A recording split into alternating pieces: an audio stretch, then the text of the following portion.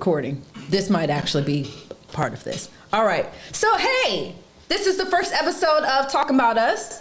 This is a brand new podcast. We honestly don't know what all is going to come from it, but the theme for this year is finding our voice. Finding our voice. My name's Kimberly Brazwell, and I'm sitting here with DeVaughn Croxton. Nice to meet you. Yeah, and we're about to start what's going to be essentially a couple months, maybe almost a year, of a conversation where we're going to be really digging into BIPOC community, particularly Black people, finding our voices. So we're going to have different kinds of topics and ways of figuring out what this looks like.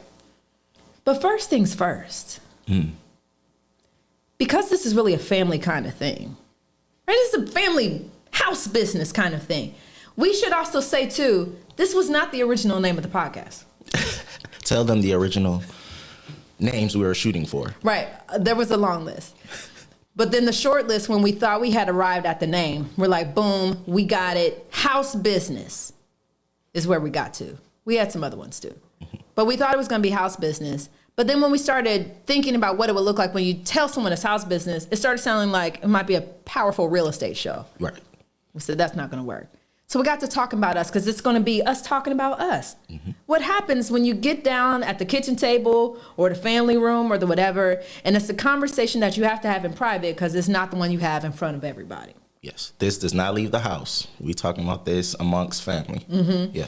And where do you think this thing comes from with Black people where it's like, this is our business, this don't leave the house? Why do you think that's a thing? I think it comes down to exclusivity. I think society doesn't accept a lot of the things that we talk about. So you kind of have to almost put on a mask, put on a face when you go out to society. So it's like, hey, we don't air out our business. We're very private people. That whole air out our business thing. Yeah. Right? And so I think one of the things we should put in front right now is that we are trying to do as little, if possible, no code switching on the show. Which is difficult. That's going to be a whole thing. Wow. Yes. I didn't even think about it like that. Right. So this means then, DeVaughn, if that's your real name, right? It is. On today, your government name, right? You could have a whole life that we wouldn't know about, and you get to be this other person, right? But you get to be who you really are on the show, and then go back to who they think you are. Right. When you cover the license plate and do whatever you do in the dark. I don't know. I'm just saying, I don't know. I don't know what you do. I don't know what you do. But, nephew, tell the people where you're from. I'm from Detroit, Michigan. Proud, born and raised. I have a question for you. Okay. Really a clarifying two-piecer here. I'm saying two-piece. It might not be a two-piece. It might be a six-piece and a biscuit. I don't know. Are you familiar with It's So Cold in the D? Absolutely. Can you sing a piece of that for me? Well, I don't have the voice for it, but it's so cold in the D. It's so cold in the D. I'm going to stop right there for the sake of the audience. Right, because we don't know. And then the next lyric goes into another place. Right, exactly. But they do ask, and it's a poignant question, how the bleep are we supposed to get peace? Because it's so cold in the D. So cold. It's so cold in the D. Is it that cold in the D? Literally and figuratively. It's cold in the D. Yeah, like it's always 10 degrees colder than here in Ohio, so I feel like I upgraded as far as weather. Okay. And it can be unforgiving, when it comes to like the streets and society, even business-wise. So gotta watch it back. I'm just kind of curious because we're getting a more refined government name, DeVaughn. Oh, yeah. Right. 2.0. Right. And I also just want to clarify for the people out there, this isn't just a regular DeVaughn. No. This is cousin DeVaughn, spells it with a G-H. And he got an X in his last name. Black people don't have X's in our last name, but you do. Yes. Croxton. He like French black by way of Detroit. True. Which is not normal. And maybe not French. Or maybe I need to do an ancestry.com. I need to. Ooh, wouldn't that be interesting? I need to do it. Because we just make everybody family. Yeah. We mess around and end up being like, oh my God, I'm for real your auntie. Yeah, we talked like 2 times and we're family now. Basically, and it's done. And if it needs to go down, I know who to call. Boom. Right? As one of the people who may or may not be in the room says to me sometimes, we just need a picture and an address. Easy. Yeah. All right, anyway. So here's what I want to know, and what maybe the future people might want to know. Mm-hmm. Is there a version of DeVaughn that existed before you were DeVaughn? Like a little nickname? Was there a little D? Is there, or were you always like a 2-syllable DeVaughn?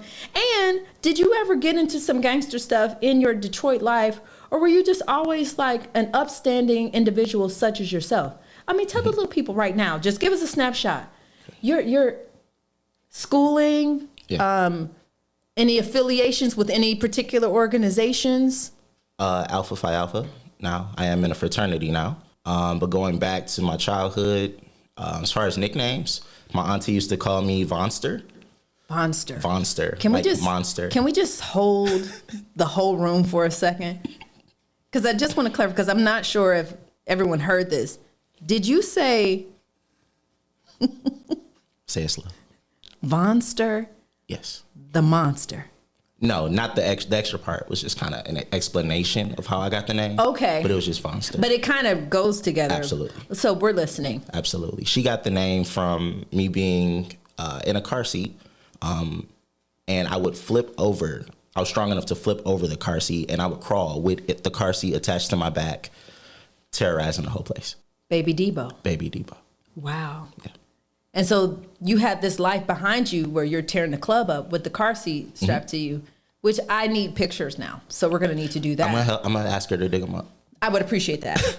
And I feel like now the way you're describing it, I kind of feel like you're one of those babies.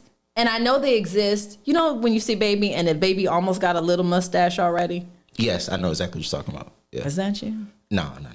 This is new. I can show you baby pictures. This is new. This is all. Okay. And I shaved it down too. Oh, to kind of just do the whole, the clean look, you know. Right. Because you're going for something now. Mm-hmm. You've left Vonster the monster behind you. Yes. And we've got this new version who's like, where'd you go to school? What'd you study? Mm-hmm. But tell us. So for undergrad, or you want me to go back to like K-12? Take us back. Did you cut somebody on the playground? That's what the people really want to know. Okay. Did you get in fights? Did you punch Keisha in the stomach? Did you interrupt the double dutch game? Keisha? That's what I need to know.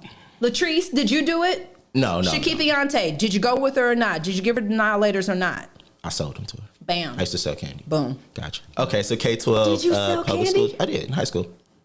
Oh my goodness. See, this is the thing. This is my problem with you, nephew. Mm-hmm. And we just gonna put this out now. You be trying to come up on here. I'm being nice, but not for real, right? You try to come up on here. You got the little jacket. By the way, this is really nice. So I do want to know where this came from. We can get some matching ones of these. This is really nice. One of my favorites. Right. Clean. He got the clean watch, y'all. Right. The edge, you did the thing shaved and everything. Right. But now it's coming out. We dragging baby seats. Right. We dragging baby seats. You selling illegal candy. Yeah. Right? Probably for profit. Of course. Oh, absolutely. On the cold streets of the D. Yeah, absolutely. Right? And then you're Vonster with the hookup for the Cherry Clans. For the Cherry Clans? The Cherry Clans. Y'all have the Cherry Clans? And the Lemon Heads? What kind of candy were you selling? I ain't really like the cherry ones. Okay. I stayed with the Lemon Heads, annihilators. You know, where you can get 4 items for $1. That was me. Boom. Yeah. Okay. Did you just specialize in the annihilator situation, or did we go somewhere else with it, or? My specialty was hot Cheetos, Snickers, and Twix. So chocolate and hot Cheetos, which are addictive in the Black community for some reason. Everybody loves them. I just hot Cheetos, Snickers, Twix. Yeah. Do you want to know how my operation got shut down? Because I still hurt from this to this day. I think we need to know about because I had a whole operation going, making good money. I need to know this. Yeah. Did you have people selling for you? I was almost at that point. Okay. I was almost at that point. You know, to you get the distribution, kind of a Nino Brown, a little bit, and then C&B. We got kind of. Okay, I need to know how this. How old were you?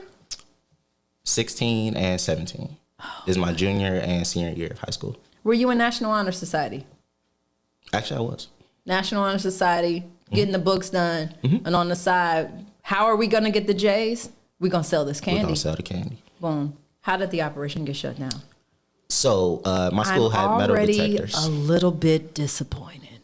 About the operation get shut down? I don't know what's happening here. I don't even know where we've gone, because I know you're sitting here with the polo jacket as a scholar and a gentleman. Shout out to my grandfather. Bam. Okay, so as far as the candy selling situation, I come to school one day, got the metal detectors going. I would stash the goods in a lunchbox, but the lunchbox had like 6 different compartments, right? Normally, they never check the lunchbox because it's like, oh, he's just packing his own lunch. They check your backpack. You don't have any metal on you. You're good to go. Can the peanut gallery ask a question? Of course, here? go ahead. So you're in high school with a lunchbox. Yeah. Nobody thought anything about this. Nobody. You're in Detroit. Yeah. A 16-year-old, grown-ass man almost, with a lunchbox. It wasn't a cartoon one, if that's what you're imagining. It's just regular, like, like hospital lunchbox. Okay. Like a discreet. It's discreet. Right. So it's not like Transformers, some sweet stuff. It's just regular. Yeah. Proceed. That would have been too obvious. That's the only thing. Boom. Got you. All right. This one day, the security guard decides to pick it up and pass it through the scanner. He's like, wow, it feels a little heavy. Like, what you eating? As a joke, right? And he opens it up and it's just hot Cheetos stashed. Like 50 bags, right? And then like a bunch of candy bars stacked up. Wait, nephew. Wait. How big? What's the dimensions of this lunchbox? How much upper? Oh my God! It's this like is you using the baby depot strength. Of course. So you never let this go. So we didn't drop this. You're still dragging car seats. You just switched out the car seat for the lunchbox. Exactly. You with evolved 1,700 bags. Got like a okay. So he opens it up and he's like, why do you have all of this stuff? And I was like, oh, like, it's for my lunch. He's like, you're not eating 20 bags of hot Cheetos and 30 bars of Twix for lunch. So I was like, I just kind of froze up. I didn't know what to say. He takes it into the security guard office. They dump it on the table. All the security guards eat my stuff in front of me. They make me watch. He's like, oh, he got the good stuff. Open it up, eat right in front of me. You know what? Let's pause for a quick social justice commercial break. Okay. I gotta take a sip to that. Right? This is what we're talking about. This is how it goes wrong. We talk about school to prison pipeline. Yeah, that's how it right. started. Mass incarceration, 13th, right? The problem, the corruption inside of prisons, and it starts here. Yeah. They take the contraband.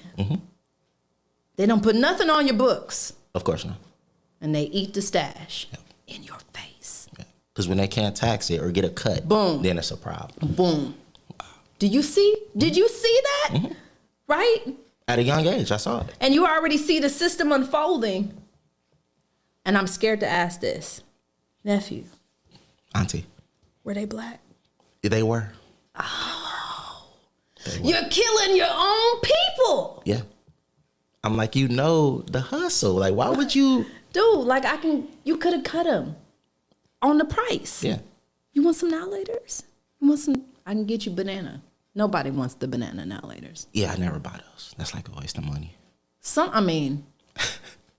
No one should want the banana.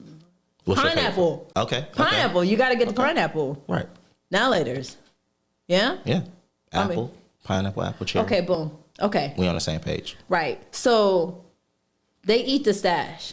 What are you feeling inside? Let's go. And we have a clinician in here, so I don't want to get too deep in this because I don't want to step on the toes of the clinician that's in the house right now in the family meeting. However, what are you feeling inside, right? When they're eating your Cheetos. Put us in the room, nephew. Is it a tiny room? Are these? It's almost like an interrogation room. Boom. You ever watch those shows? Yes. It's like the glass mirror. Right. And you got the table. Right. And they just. And learning's supposed to be happening. Of course. But we up in the room and you eating Cheetos in my face. Yeah. And I'm late to my first period. Yeah. Right? Yeah. Learn, grow, evolve. Advance. Uplift your community one bag of hot Cheetos at a time. They won't let it happen. No. And like I said, it's just because they couldn't tax it. They had their own store within the school. Boom. They want you to go there. No. But here's the catch. It's overpriced. You trying to offer the people what the people need. Exactly. At the rates the people can afford. Yep. And they taking advantage of it. They say no. Of course not. This is what we're talking about. This is why we can't always get ahead as a people, right? Because you're coming in, you busting up the system. When a young black man trying to stand up on his own 2 feet, trying to make something of himself. By my own bootstraps. Boom, for the community. This is where it starts. Imagine young DeVaughn, y'all's cousin, my nephew, trying to find his voice in a cold and lonely world set in the D. You know how cold it is in the D. You can't get peace there. You bring in some now laters, Snickers. Yes. And instead of standing up to the system, right? And you can not eat all this. And the tear, I could imagine it didn't fall, but imagine that tear just that. It like watered up, boom. but didn't drop. Did you feel it like the bedewing of the eyeballs and like it could have cut down? It didn't, but you sucked the tear back up in your eye, right?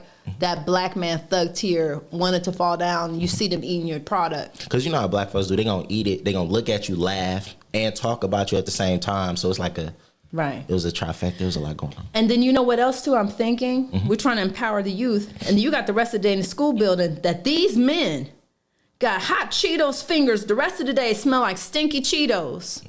Snatching up kids the rest of the day who trying to learn. And you go home with no product. They had at least a week's worth of snacks. It was like at least a week's worth of snacks. How did that change you? You know? It taught me to adapt to the system. And it's unfortunate, but it teaches you either to be a little bit more sneaky or strategic in your approach. Yeah. Or to figure out, hey, I got to do something different. You know. I just have a question, and I almost don't want to know because I feel like I'm not supposed to ask this just based on the snitching rules. How did you get all this product? I saved up and bought it myself.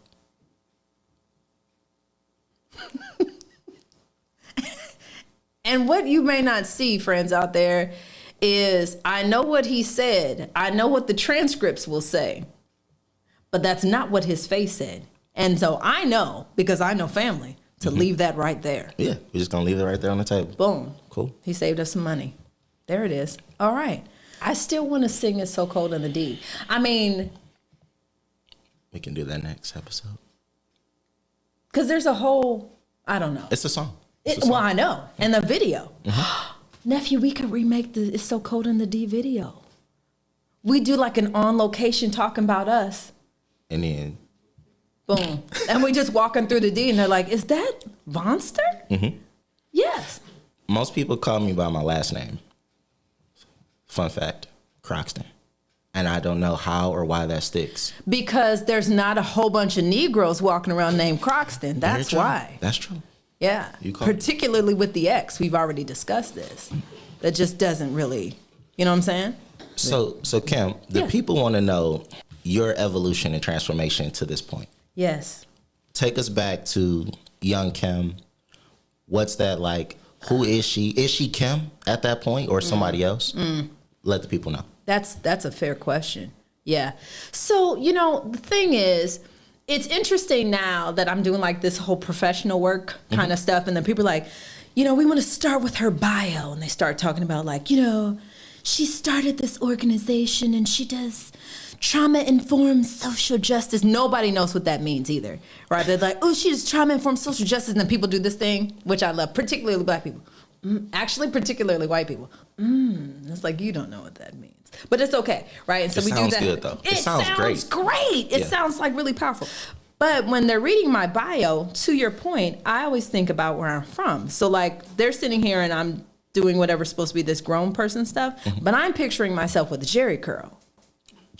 Okay, so that's another question? Yeah, I had a jerry curl. Okay. I did. Okay. I did. And just so it doesn't get funky, because I'm going to just be transparent because I don't want pictures showing up and then people try to catch me off guard. And I know I'm coming off a little bit defensive, but I'm just a little bit sensitive about this, okay? Okay. I didn't have the long Ready for the World jerry curl. You're too young to understand or know who Ready for the World is. I know, actually. Do you? Yeah. Oh, are they from the D? But it's the D. Y'all probably still got jerry curls. Yes, I'm sure at that time, yeah. No, I mean, even now? Now, somebody in the D is still doing jerry curls. I could believe it. I could believe it. Maybe that needs to be Talking About Us doing it. Let me know if y'all want to see us do investigative reporting and find out who in the black community is still giving black people jerry curls, because this stops today in 2022. But that's the real criminal, not the people getting it. Who's doing the service? Because you can't do that by yourself. Who's supplying the jerry curl juice in 2022? Yep. Somebody is. And we're going to get down to it. Okay. Sorry, that's just a side. Because that needs to. Y'all need to do this. I'm just saying, it's happening. It's happening. So back to the thing. Sorry about that. Mm-hmm. I just get a little emotional because I'm gonna be real honest with you. I didn't have a nice jerry curl. Okay, nephew? Okay. There it is. There it is. I didn't have a nice one. It's on the table, but it doesn't leave the house. Boom. We know. It stays here. It stays here. Okay? I'd had less Ready for the World, probably more Eazy-E. Oh. Okay. I didn't really have... What? Oh. Did you just do a side eye? No. I feel like you did. I didn't do a side eye. Okay. So I didn't really have hang time. Okay.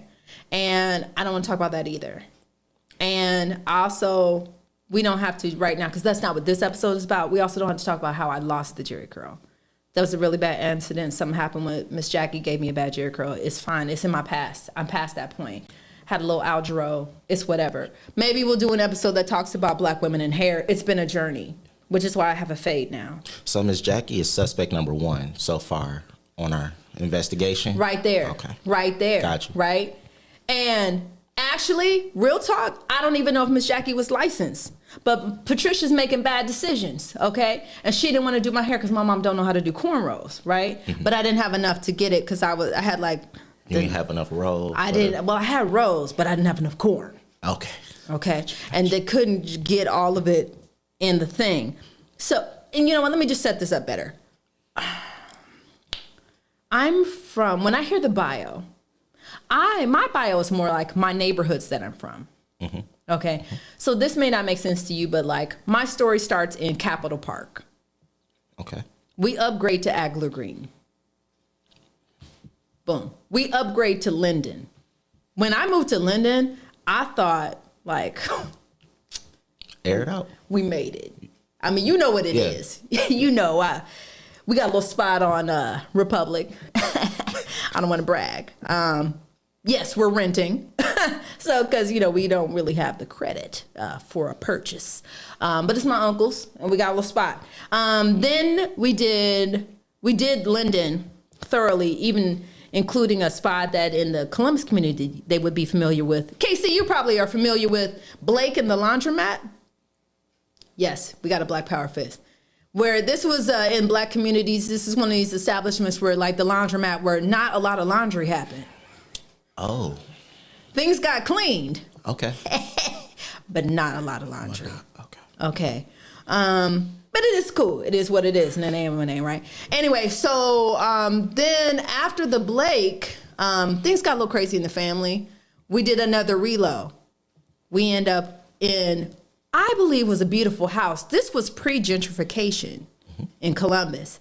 And so we were living on, for the people who are familiar, 22nd and Long. Yeah. Pause. Boom. 22nd and Long back then. This is busting Columbus. So each move that I'm telling you about, also imagine there's a change in high schools. Wow. Okay. Every grade level? Not every grade level. Okay. But in high school. Right. So a lot of this time is in Agler Green, whatever. High school starts the beginning of a whole bunch of moves. So this is part of my story. And 22nd and Long, I may or may not have had a point where the rebellion was high, but really frustration with the situation. I may or may not have politely been asked to live with my father. Okay. Which is fine. It's neither hither nor thither. But this is the critical point because this is... 90s, I don't even think you were a twinkle in your mother's eye at this point, okay? But I was in the thick of it, and then I moved to the suburbs with my dad, who is white, and and I still very much have the hood on me in the suburbs. It's thick, right? Mm-hmm. And I decide, you know what? I'm not going to change for the man. the man gonna have to change around me. So I bring the revolution to the suburbs inside my own body. I don't even think a revolution was happening because I was peeping game, right? So imagine me coming from all of these neighborhoods, and then the bus for the Burbs is taking us there. They're playing country music, like quite literally Garth Brooks and everything. This is the only reason why I know I got friends in low places, and that song is my jam. On the bus, they playing that loud? Oh, they playing all the country music. Okay. And you know what it was like to be in like a city kid, and they're playing this this country music, and you don't like it, but then they play Garth Brooks, and you're like, I'm not even gonna lie, this is hot. This is hot right here, but I can't look like it. Yeah, I was gonna say, did you show it? No, because I'm wearing a Malcolm X medallion. You can't sing Garth Brooks with a Malcolm X medallion. You get kicked out the club. Yeah, and I'm just now getting my black card, like the grown-up black card. I'm about to get it. Yeah. I got to do everything to get this card. Yeah. Right? So I go to the suburbs. But real talk, I'm moving into the suburbs, into the house with my white dad, right around the Rodney King riots and everything like that. This is a predominantly white school. There are only 20 kids in the school who were not black. So if you want to get your mind blown, imagine this. I get to this school. It takes 2 days for them to register me because they can't figure out why I don't look like my dad. So they want to see birth certificate, all kinds of stuff, documentation to prove I'm his child and I'm registering in the school. We get to the school, and when I finally get there, I can't make this up. I go to homeroom after they set my schedule. They pull the black kids out of their classes to meet me in the hallway. Wait, so they gather all 20-ish? Wasn't 20. It was close to 20. Close to 20-ish people. Line them up. Hey, this is Kim. They're like, hey, you gotta. So I come out and I'm in the hallway, and the black kids we're looking at each other like, hey. Who pulled everyone out? We will never know, will we? But I'm guessing it was a secretary. Gotcha. In the office who probably thought she was doing well-intentioned people, right? And we're not sure what we're supposed to do either. So we're like, well, good to meet you, fellow Negro. I'm going to go on back to homeroom now. Right? But they spread us across the different lunch periods. So we're not eating lunch together. We're not in any classes together. But we met. Right. Yes.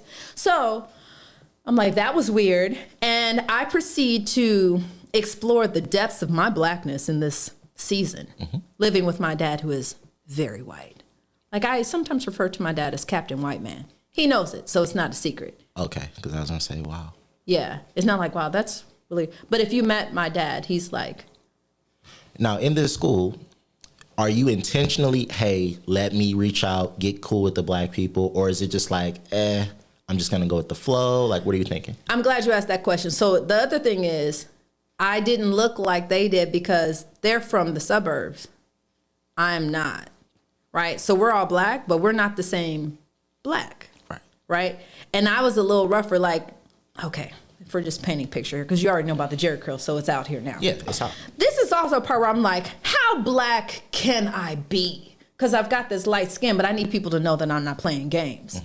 At this point, I've already given up pork. I already had the conversation with my mom, like, you can bring pork chops in this house, woman, but I'm not eating them. And then she thought I was playing. I'm like, I'll just go hungry. So you did a hunger strike in your own home? I did. Okay. I did. Okay, I see. I did. Right, and I was bringing in the final call, just reading some articles to the family. And I may or may not have purchased a bean pie or two because things need to get supported. Bean pies are delicious, by the way. Like, if I had to rank it, not that this is a tangent off of a tangent, but in my world, bean pie. You're going there? I am. You're really going? I'm going there. She's going there. Because it's house business, and we're talking about us, right? Okay. So I'm going here. Here we go. Bean pie. Period. I'm going to say it. I know you're scared. I'm scared. Then sweet potato pie. No. Period. Then I'm a sweet potato pie advocate. I was too. Let the people know that's my number one. Sweet potato pie. Start after that. Anything else can fall in whatever order. Don't split this family, nephew. I'm not trying I'm just saying. Okay. Have you had a bean pie? I was going to say, full disclosure, I haven't had one yet. Oh.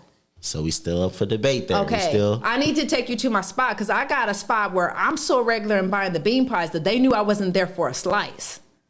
I was asking for the supplier. Like I went in, it was like a stick up. Okay. Like and they're like, oh, she wants the bean pie. And they were like, oh, we have 2 pieces. No, ma'am. What's in the back? I know you got a whole bean pie in the back. If you could convert me, that would be, I would be very impressed. I'm just saying, very impressed. There may or may not be a future gathering in place, and I'm going to slide you a piece of pie. Mm-hmm. And I may or may not tell you what it is. And it may or may not be a bean pie. Cool. And we're just going to see my reaction. And we'll just see. Okay. Did I stalk someone on the day before Thanksgiving to find a bean pie? Yes. I did that. Did I roll up on her house? Yes. Did she have her house coat on? Yup. Did I still disturb their house to get the bean pie? Sure did. Was it already made, or did you force her to make it on the spot? I don't want to say forced. I don't like that language. Okay. I'm just saying that there was some pressure applied because I needed the bean pie. Did I stalk some people on Facebook Messenger to be like, I know you know who makes this bean pie. Mm-hmm. I need your supplier. It's not a big deal. Okay. My final question, was there a weapon involved? I don't think that's important. Next question. Anyway, back to the topic at hand. This school was a little bit nuts, okay? And I may or may not have been listening to X-Clan in the house.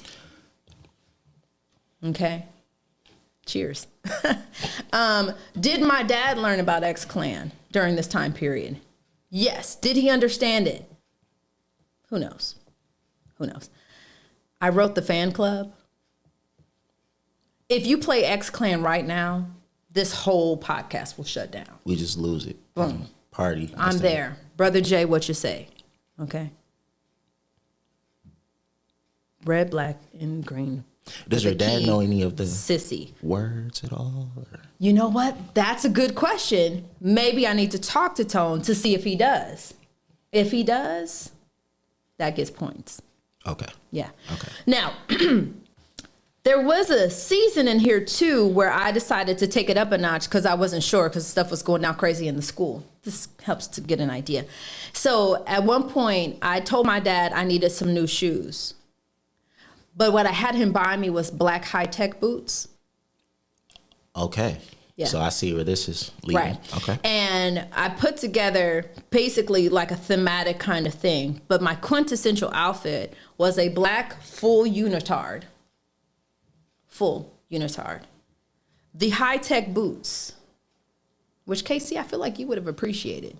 My high-tech was steel-toe boots. Do you know what it's like? I probably petrified those white kids going in there. That's what I'm thinking right now. I didn't even think about it till right now. I definitely walked into that school angry on the bus, looking at them like, you play this little stupid country music. But when we get off the bus, that was completely unnecessary. But here's the piece de resistance. That was like my thing, like bing, that I'd set the whole thing off. I don't even know how I found this because I had no resources and no driver's license. Nephew, I had a burgundy beret. Okay. So, wow. Yeah. So you weren't playing. You're like, I'm going to fully embrace the look, the vibe, everything. The whole thing. Whether you accept it or not. How about that? And I hope that you don't. And I wish you would say something. Okay? Because I came, and then I had my Malcolm X medallion that I wore with the piece. Mm-hmm. Right? And it was the one where Malcolm's like got the rifle, the shotgun, and he's looking out the window. Oh, yeah. You did that. I did. There was one time my dad was like, he was nervous because my dad's very quiet. And he was like, I don't feel like you should wear that. And I'm like, right, absolutely. So at no point at breakfast does he look at you and say, hey, let's put on something else before we go to school. Like no clothes, nothing? That's a good question. Mm-hmm. My dad worked nights. Okay. Boom. We out the door. Solved. Boom. Solved. Beret, medallion. I did have a nice sweater, knitted sweater. Wait. What color is this knitted sweater on burgundy top of? to match the beret. Got it. You got to be color conscious. So you got to coordinate. The revolution. You don't go out there not matching. You coordinate the revolution. You go out there with the white people, let them know, I'm not playing games. Mm-hmm. Right? By the way, too, these are very angry children. Okay? I'm just trying to protect myself. Or are they protecting themselves from you? We'll never, that's what it kind of seems like. We'll never know. Gotcha. But I was safe, and I turned everything black. Everything. We're doing an English paper. Cool. What are you writing about, Kim? The pyramids of Giza. But we're learning about something else. That's what it's about. Okay. We're doing a biopic, Kim. Who are you writing about? I'm writing about the founder of the Nation of Islam. But Kim, we're supposed to be learning Shakespeare. That's fine. Okay. Oh, we have to do a poster? No problem. I had my dad buy me. This is a true story. I hope I can find this. I had my dad specifically buy me a green poster board. And I got red and black Sharpies. So then I draw Elijah Muhammad. I've had some other kind of vibey things on the thing. I don't even know how I got away with this. Or maybe I scared the teachers too. They're just like, right, I probably did. I probably did. Right. And then like, oh my God, did you see her transcripts? Do you see where she's from? She's from Linden. She's going to stab us. Like, maybe, I don't know. You know, but like, I'm not going to stab you. I'm on honor roll. My friends are going to stab you. I'm not going to stab you. That messes up the transcripts. I can't miss that much school. Mm-hmm. I'm in, you know, gifted and talented. Not at that school, but in other schools. So, and then in an art class, you know, I paint. I know you showed out there. That's so like easy. They were like, we're going to do multimedia. Not a problem. I'm doing the cover for Bob Marley and the Wailers live from Trenchtown, Jamaica. And I see you got some steel wool over in the corner. I'm going to make me some dreadlocks. And that's what I did. And got an A on that assignment. Well, what else was she going to do? Exactly. Ma'am, give it an A. So if your dad is working nights, is he picking you up from school? Yes. Because I ran track also. Okay, so are you running track in the steel-toed boots or? No, but I'm glad you asked this question because I feel another like you thing would. pops up. No, I mean, I brought them to school, of course. Yeah. You know, and then it gets warm and they don't have like a sandal version of high-tech boots. But if they did, I would have rocked them, right? No. So then we get to springtime, but I got to still bring the hood to the burbs. Mm-hmm. You're going to like this, nephew. Okay. I feel like you're going to be proud of me. I was still having my dad drive me to the shop in Linden to get my hair done. And this one year, it's prom season, right? Had to go big. This is so bad. For anyone who's old in the room, I got the finger waves, okay? Don't do that face, nephew. Finger waves. But then what she did was Rhonda raised the finger waves. So what you do, you get the finger waves, then you get the comb and you raise them up a little bit. So my finger waves went up. Oh my gosh. Yeah, like a finger wave Gumby almost. Then you hot curl the back. Okay? I need pictures now. It don't stop. I got pictures. Okay. And then you got what was really like a black woman shag. Because it gets shorter, then you get the back was longer. I still didn't have much hang time. But I had the back, get the thing. Here's though where she topped it off, right? Because you got to let them know I'm not playing with you. Y'all from the suburbs, but I'm not. So let me let you know how a hairstyle's really supposed to go down. So we got the raised finger waves. I could have left the shop there. Rhonda could have stopped there, but she was an overachiever. So what did we do? This is not the area to be an overachiever, Just in let my it happen. opinion. I know, and I get that, and that's fair, right? But we're talking about us now, right? Of course. We're talking about us. What do we do? She goes far and beyond because we're in Linden, okay? We raise the finger waves. Even higher than they're already raised. Well, because you need some volume because we're about to do something. Okay. Gold spray. Highlights. Because you want to get that. You just want to get it popping off. You went in the light. Like, we're in a light right now. You know what I'm saying? You want to pick up some of that contrast in the waves. Could we have stopped there? You could have, but I know you didn't. No, we did not. Because Rhonda had a drawer. You know what was in the drawer? Gems. And hair glue. That's right. It's really awkwardly quiet right now. But did she put some diamond gems in my waves? Hell yeah, we put some gems in the waves. Oh my gosh. Yeah, we did. Looked great for about a week. Did I have track practice with that? Sure. Did it probably mess up me doing hurdles? Sure. Because I was not aerodynamic. Okay. Was not. How did You're going to get that resistance in that wind. It's picking that up. And then, you know, the problem with the hairstyles, when it starts falling apart and the diamond falls off, you got the little black spot because everything else has been sprayed gold, but that didn't and then the hairstyle falls off and then you got to do something different. But they knew I wasn't playing. They got the message. They sure did. Yeah, they definitely got the message. So, I mean, this has nothing to do, but I mean, you get the theme with all this. Fast forward, I may or may not have been, you know, I don't want to say kicked out. It was a choice, right? But I then moved to Virginia Beach. Okay. Some crazy stuff goes down in Virginia Beach. It's bad. Move back up, go to my last high school, which was my 6th high school by that point. And I finished high school. I'm in National Honor Society honor roll, 2-sport athlete, whatever. But what the school didn't know, which is important for my story, what the school didn't know is my mom was battling with mental health and mood disorders. So there were a lot of times when I was in school that senior year where my mom wasn't home. She was institutionalized. And my sister and I were home alone. Okay. Because dad's working nights. And separate. Got it. Just living with my mom. And at this point, I was living on, Casey, you'll appreciate this, pre-gentrification, Rich Street and Ohio Avenue. Yes. And you wouldn't know this, nephew, but Rich Street and Ohio Avenue, like this neighborhood was so special. When my friends came and visited me, they would be like, is my car okay? And I'd be like, nope. You didn't even give them a sense of comfort. Like, you'll be okay. You're not okay. Okay. You are not okay. Your car's not okay. I'm glad you came. Yeah. So they have to like constantly peek out the window. That's exactly what that looked like. They're talking to you like at the blinds. Yeah, Kim. They're like, yeah, girl. So when you better check on that because that Jetta ain't gonna make it. Yeah, and it's purple too. Ain't gonna make it. Saw something really inappropriate with some pit bulls in that neighborhood.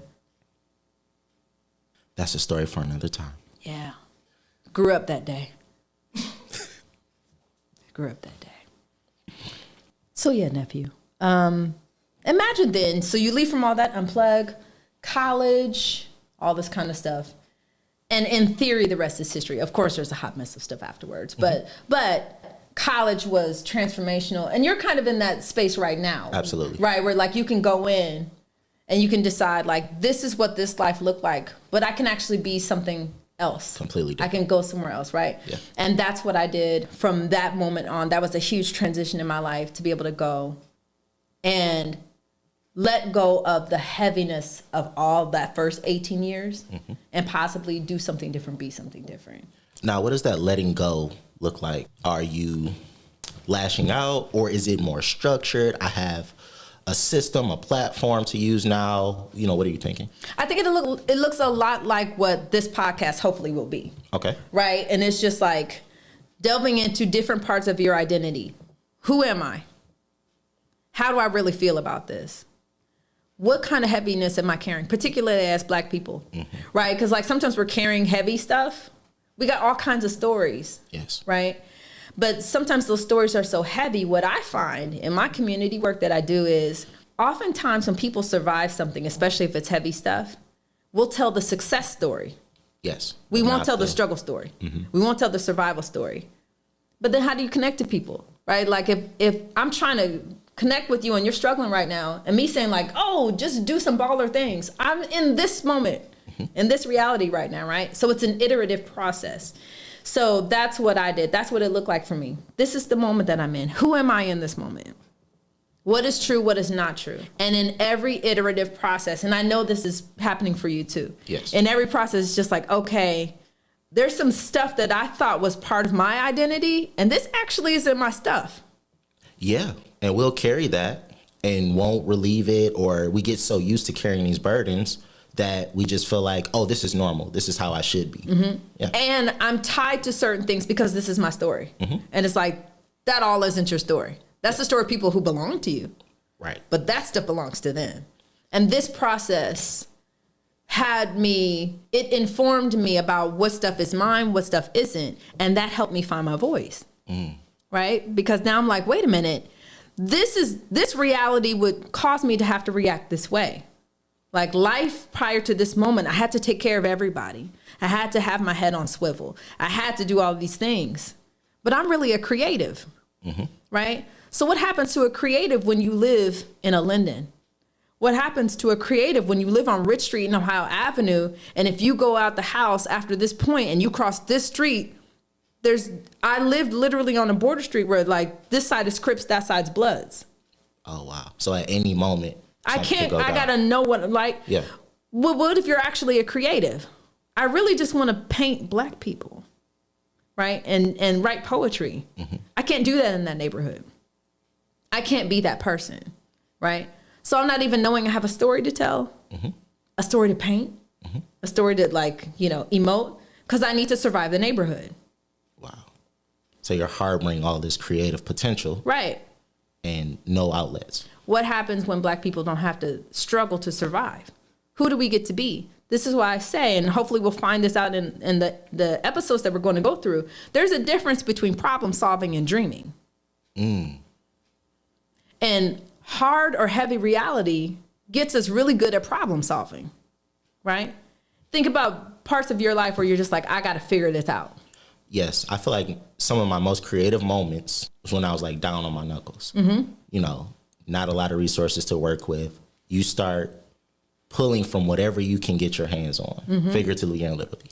And we make an art out of problem solving. Absolutely. What does that look like if you got to dream? Wow. Right? Think about it. When you have an art out of problem solving, you can think of multiple different ways to get out of that scenario. But it's finite, right? A person who's not good at problem solving might only think of 2 solutions. If you're really dope at problem solving, you might think of 4 or 5. Dreaming is limitless. How often do Black people get to dream? Very little. Your voice is in the dream. Our voices are in the dream. And so that's what I hope unfolds from this.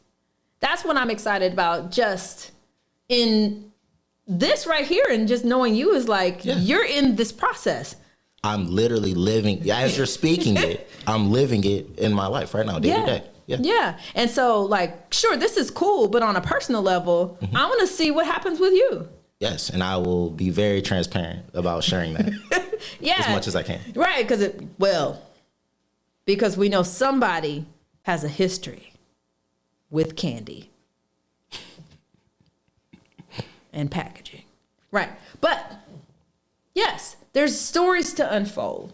And the beauty of this is it's not just ours. Like if we have these stories, we got other people who belong to this. So our hope is that other people will hear this. My hope. I can't speak for you. Yeah, my hope this is my hope too. That people will hear this and be like, that sounds like me or my cousin or my, like, this is family. Absolutely. And so that's what this is. That's what this is unfolding. Hopefully us having real conversations, talking about us. It's about us. It's about us. And we're going to be honest. Raw. Yes. And transparent. Jerry curls and everything. We're going to get down to this Jerry curl business. Did you have an S curl? No. Okay. I didn't even have a lot of hair to begin with. Okay. So I kind of always had to do the taper, fade type thing. Right. Yeah. Okay. We just want to, okay. So in this journey of finding your voice, the next, it's a little bit about your family right here, right? The next one, we're really going to unpack what's connected to, we always hear about family issues, mommy issues, daddy issues. Well, let's dig into it. We talking about us. Let's talk about it. And how you can go through whatever stories you go through. And as heavy as those stories are, if you're willing to lean into it, you can find your voice in that story. Yes.